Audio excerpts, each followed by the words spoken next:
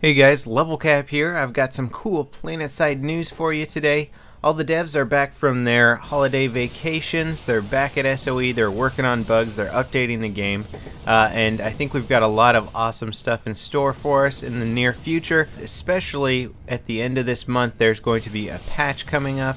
And that is going to fix a lot of problems. And it's also going to update and add some really cool features. So I'm going to talk about those. I'm getting all my information from a post that Matt Higby made on the Planetside forums, and before I go into all the details here, let me just say that he mentions that not all these features will make it into the patch, or there's a possibility that all these features won't make it in. They might not pass Q&A or whatever. But for the most part, I think we can expect to see these features either in the next patch or at least in the near future. First on the list is a general performance increase, particularly for lower GPUs. That's good to hear. I hope this is not the last of the performance increase updates, just because this game does have a long way to go still in achieving good playable frame rates for everyone. The experience system is getting retweaked a lot. Let me go through that. There's dynamic XP now for player kills. Players who have more kills on their current life are worth more XP. Freshly spawned players will be worth a fraction of the current kill reward. Hopefully this and a few other tweaks that are mentioned later in the patch will reduce the amount of spawn camping. You will now get partial XP for dealing damage to vehicles that you don't end up killing. I like this a lot. It kind of rewards you for really putting shots into armor. Even if you're not sure if you can take it out, you're still helping the team. Even if the other players have to get out of that tank and repair it, you're still slowing down armor and you're getting points for it. Population experience / resource bonus is moved over to continent instead of server based. So this means that, like, if you're on a continent where your faction has the least amount of players, you're going to get a bit of an XP boost and resource boost.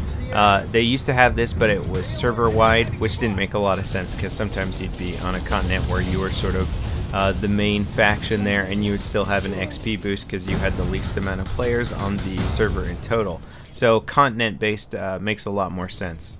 They're adding better XP for sources like defensive bonuses and population bonuses. They're rebalancing the XP rewards to help support tasks. This sounds good. I hope there's an XP bump to dispensing ammo, healing, and also spawning people on, say, your Sunder. Server transfer tokens will be available in the depot, so this is going to allow you to switch server. I assume it's going to cost some money to do it, but overall it's great news because I have to say I picked the wrong server. This server is kind of dying off for me, and every time I try and get on during midday, the population is just almost non-existent, so it gets really hard for me to have a fun time and get good gameplay.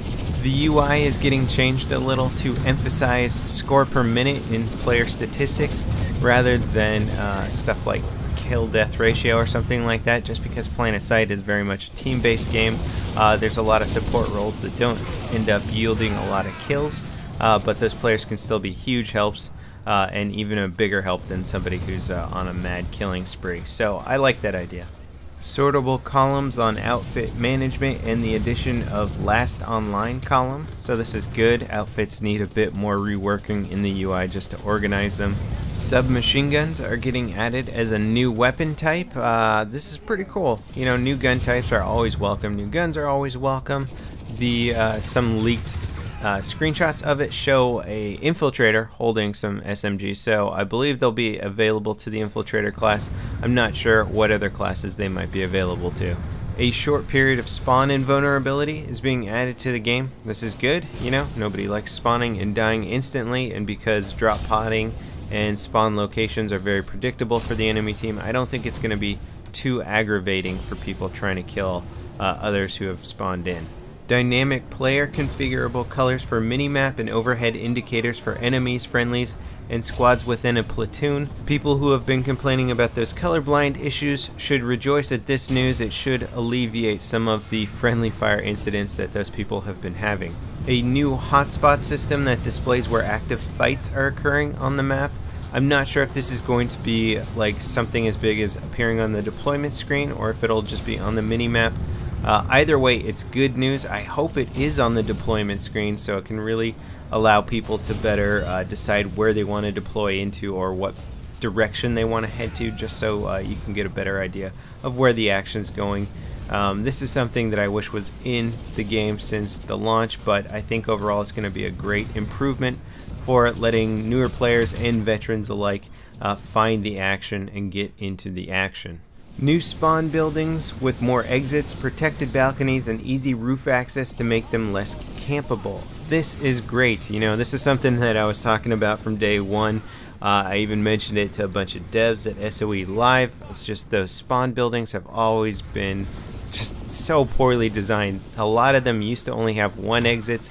2 exits is not a big improvement. They really needed a huge rework to allow defending teams to actually get out of their damn spawn rooms and do some work rather than run into a proximity mine or just get blown to hell by liberators or whoever the heck is camping the easy to camp exits. Also, a new tunnel system for amp and tech facilities to give access from spawn rooms to interior of the base and base walls without having to go above ground. This is great. This is something I was also talking about from the beginning. The original Planetside had tunnels. You could go around underneath a base. It wasn't really used so much for transit, but this is a great idea. Again, it's going to alleviate a lot of that spawn room camping. If people can spawn in the spawn room and move out to different parts of the base and just pop up randomly, it's going to make these facilities much more difficult to capture and much easier to defend, which is something that overall needs to swing a bit more in the defensive side for Planetside. I would urge the devs to not stop at tech facilities and amp stations, but also integrate a tunnel network into a lot of the smaller bases.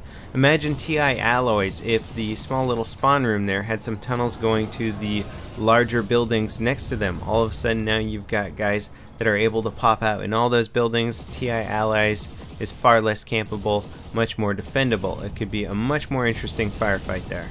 Maxes are going to render more reliably at long distances for players and vehicles. This is great for ESF pilots. I cannot tell you how many times I've been shot at by maxes that I just couldn't visibly see.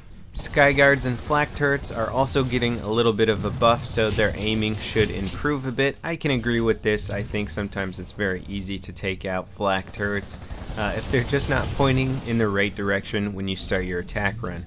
Fixes incoming to missiles so that they more reliably detonate and actually blow stuff up. Air vehicle weapon tweaks are incoming.